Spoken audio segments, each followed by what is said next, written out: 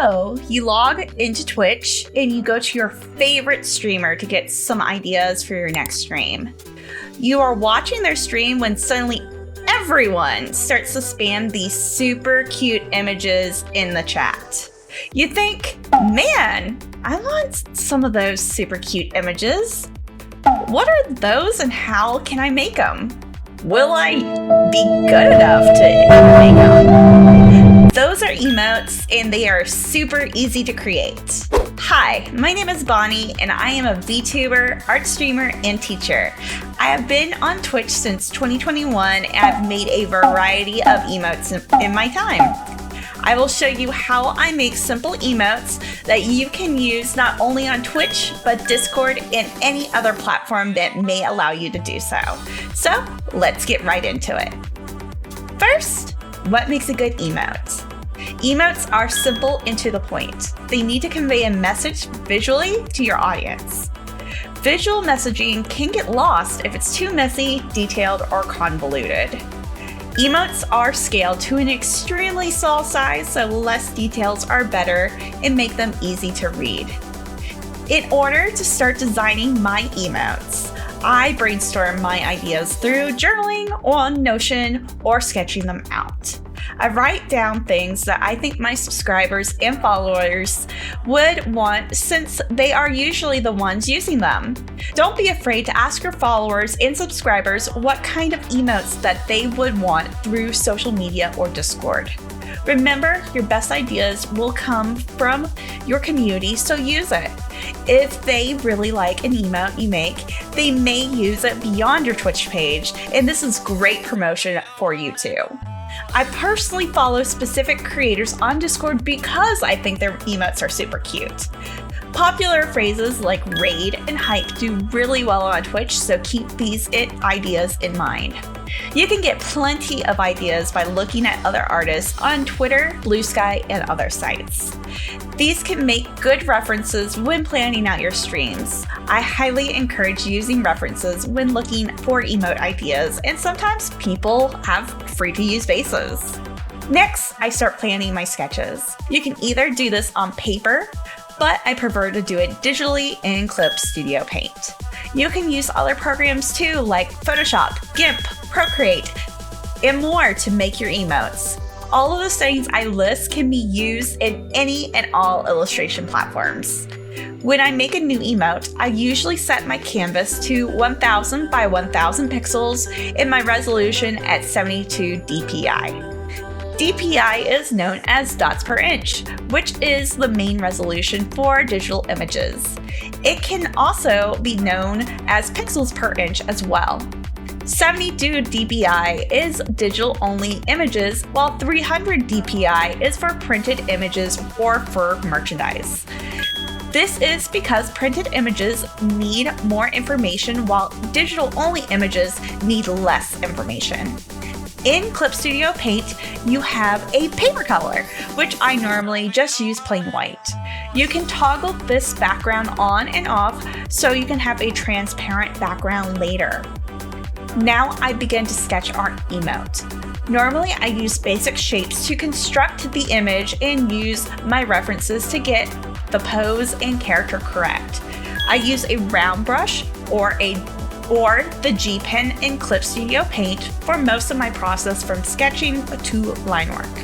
You do not need a crazy amount of brushes to make an emote. The other brush that you will see me use is the soft airbrush for gradients. To work on my line art, I use a vector layer and set my eraser to vector. I found that this gets rid of stray lines quickly as I work and get smoother line art during the process. I also add some stabilization to my brushes so I can worry about smooth lines when I do the line art process. Place it at the amount that you are most comfortable with during this process. I use black for my primary line art, but I set a clipping mask layer on top of my line art layer to add color to my lines during the coloring process. Doing line art is the longest part of the process for me since it is the most technical, but I found out that good line art can make or break a piece in my opinion. I use thick and thin lines to emphasize parts of my work. Normally, I add large outlines to the main emote, but I like to give other parts volume and depth depending on the object. Detail lines are normally thin and sometimes even broken up. The sketch layer, once I'm done with the line art process, is hidden so I can focus on coloring.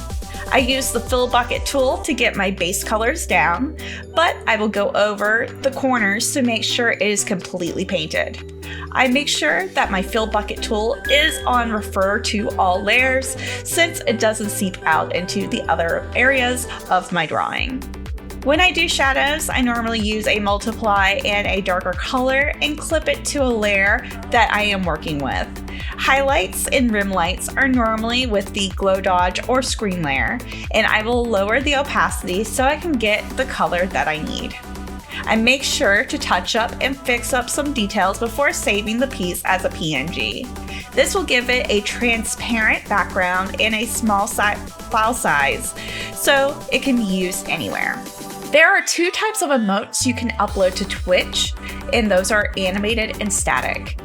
We have just gone over how to make a static emote, but did you know that you can make animated emotes with just a click of a button? It's time to go on to one of my favorite websites, makeemoji.com. You can upload your static emote and pick from a variety of options. And you can preview the options, and then once you like it, just click on it. It will download it instantly. If you want something more complex, you can dabble in creating animated emotes in Clip Studio Paint, Procreate, and Live 2D. There are also plenty of artists out there that you can commission on websites such as VGen. I won't be going over this process in this video, but if you want an animated emote tutorial that's more in depth using either Clip Studio Paint, Procreate, or Live 2D, please let me know in the comments. Now it is time to upload our file. Click on your profile picture at the right-hand corner and then go to Creator Dashboard. Now click on Viewer Rewards and go to Emotes. Now we are on the Emotes page. This is where all your emotes are stored and where you can upload new ones. On the right-hand side is your emote library.